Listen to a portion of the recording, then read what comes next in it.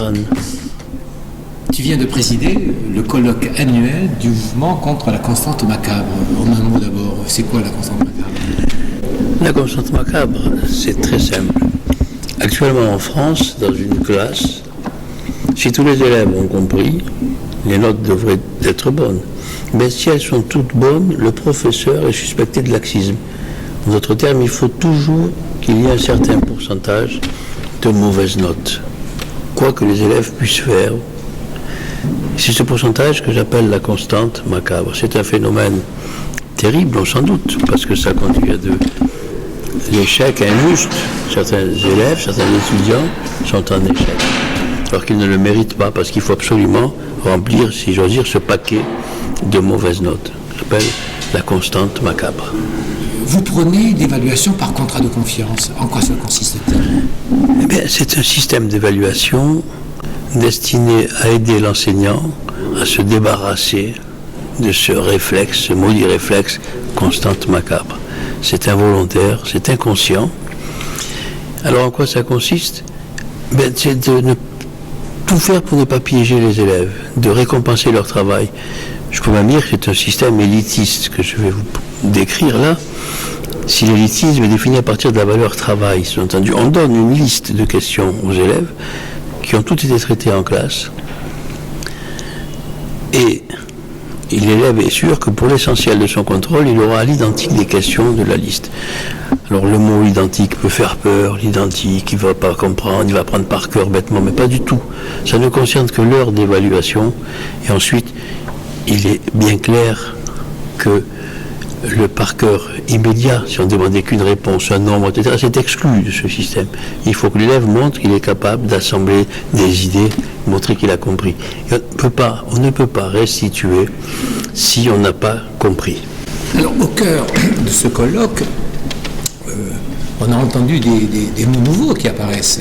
E3C, contrôle continu pour le baccalauréat. En fait, on met en place un nouveau baccalauréat et vous nous dites, mais les E3C, c'est-à-dire ce contrôle continu organisé dans les établissements scolaires, c'est la porte ouverte possible à l'évaluation par contrat de confiance. Oui, et souhaité même, comme l'a dit Jean-Michel Blanquer ce matin, ça cheminerait vers ça. Cette année, c'est une année de transition, ça a été dit clairement, parce qu'il faut que les choses se mettent en place, mais évidemment, c'est un système qui, les E3C, qui fait penser, bien sûr, à l'évaluation par contrat de confiance. En d'autres termes, tout est fait pour ne pas piéger les élèves, et j'ajoute pour les faire travailler. C'est-à-dire, on donnerait une liste nationale de questions, une liste, pas la peine qu'elle soit très étendue. Il faut que le professeur ait le temps de traiter tous les exercices qui sont sur la liste à ses élèves.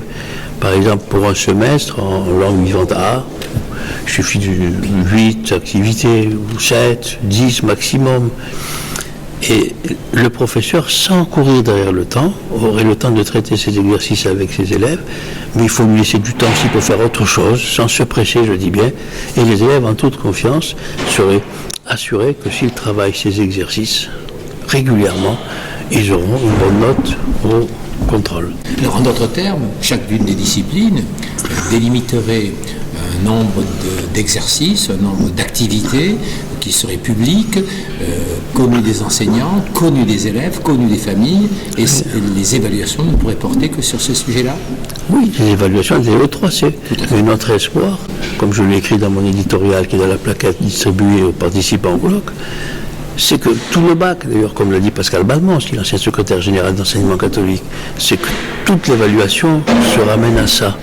Même le mot épreuve, comme il l'a dit, Pascal Balmont, ça fait peur, on appelle ça épreuve, une épreuve telle.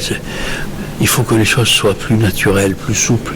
Mais j'insiste sur un point, il ne s'agit pas de mettre des bonnes notes à tout le monde. C'est pour ça que le mot bienveillant ne me plaît pas. Il faut ajouter bienveillant, mais exigeant. Il faut montrer que l'élève a travaillé.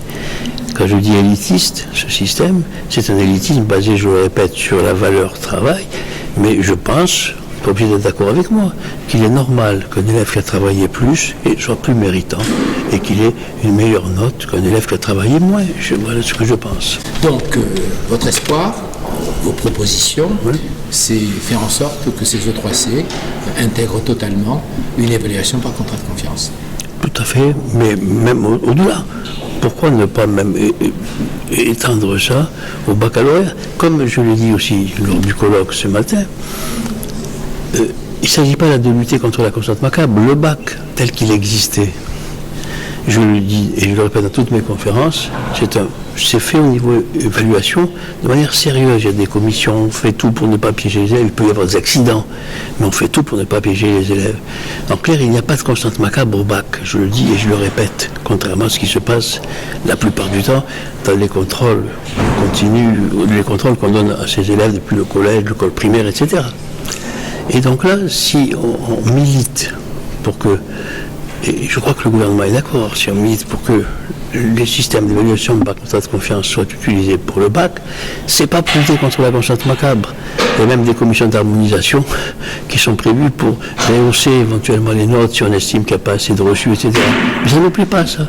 On préfère, et il y aurait beaucoup de reçus, mais au moins, basé sur la valeur travail. Les élèves doivent travailler tranquillement, sans se forcer, et on est sûr en faisant ça que le programme, les points essentiels du programme seront assimilés par la majorité des élèves. Merci beaucoup, André. Avec plaisir, Claude.